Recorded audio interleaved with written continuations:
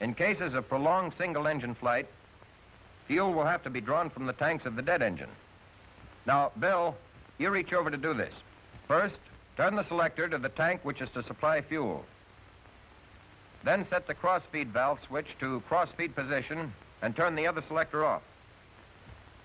The single-engine maneuvers we're about to go through are to show the flexibility of the ship and are recommended only for combat emergency. A single-engine aileron roll is simple enough. But the engine design, as we know, doesn't allow inverted flight of more than 10 seconds due to the loss of oil pressure. The single-engine stall characteristics are at least the equal of most single-engine planes. The power stall occurs at 90 miles indicated, and the recovery is the same as with two engines. Now, here's the stall. There's a big change in directional trim with change in speed comparable to the torque effect in single-engine airplanes. This is more pronounced in the slow-speed range.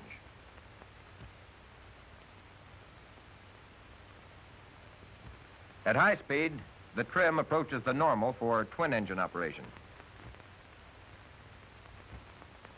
And now, while we're heading back for a landing, there's one important thing to keep in mind. Never count on a two-engine plane maintaining altitude on one engine with both the gear and flaps pulled down. The landing approach is made at 2,600 RPM with 20 inches of manifold pressure. At about 160, gear is let down. Tab control will be set at 0 because there's very little torque with low power. At 135 miles an hour, flaps are extended 50%. Power and speed are decreased in the approach pattern, but 120 is maintained throughout the approach. Once full flaps are extended, the landing must be made. There is no choice in the matter. So only extend flaps 100% when you see it's in the bag.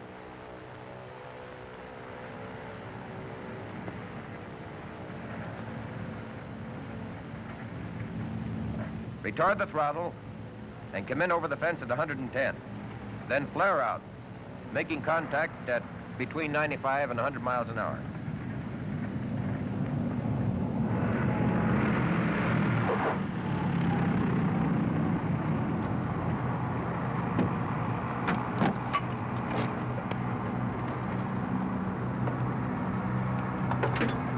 Boy, if I'd known how easy that baby flies on one engine, I'd never have bothered.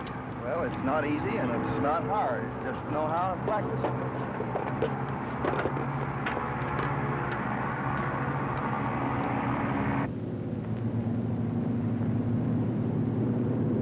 Here, Bill, this will give you some idea what I mean. Too flat an approach on single engine is definitely bad. It's apt to result in undershooting the field. The high approach can be made by diving down and leveling off short of the field. But the recommended approach has been found to be the easiest as well as the safest. It's okay to use some power until you actually contact the ground. Uh-huh.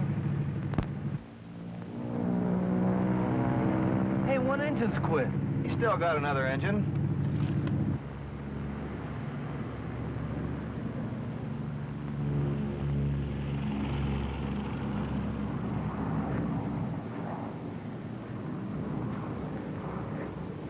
Well, he made it, but boy. Come here, I want to show you something. I think that's Tony Levere. Tony, simulate single-engine failure on takeoff. Okay, Milo. I'll cut the right engine.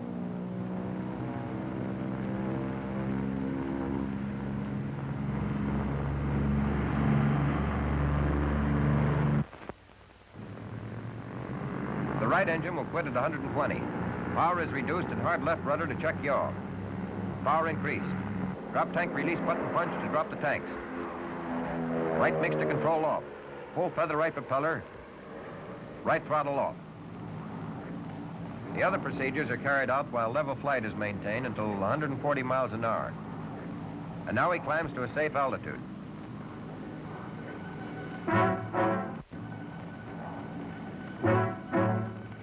Remember, Bill, this is your first crack at it, so take it easy.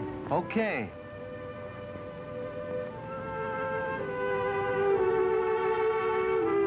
Side windows closed. Half Latch secure. Straighten nose wheel. Nose wheel straight. Drop tank switch at safe. Selectors on.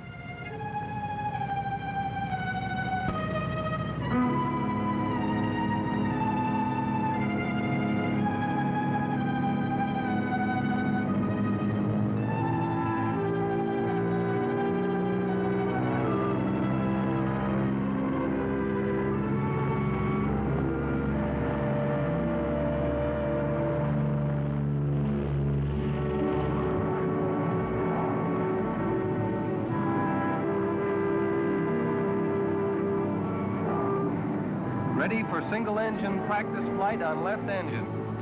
Make sure that you be on the tank with the most fuel. Switching from front to rear main.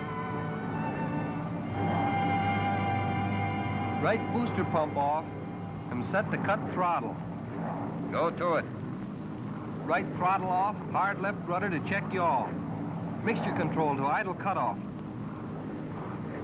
Right propeller feathered up.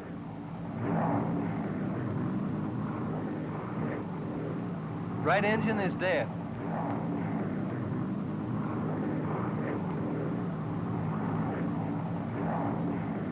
Trimming rudder tab. Closing right press-stone shutter and right oil cooler flap. How's about setting the controls for unfeathering? Feathering switch in normal position. Manual propeller switch in fixed position. Right governor control in low RPM.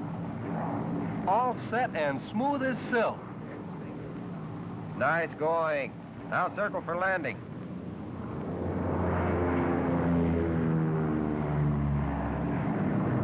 .2600 RPM with 20 inches. Tap control set at 0. Gear down at 160.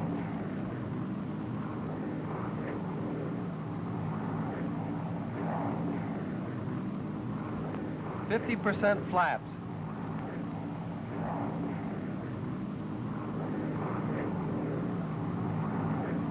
It's in the bag.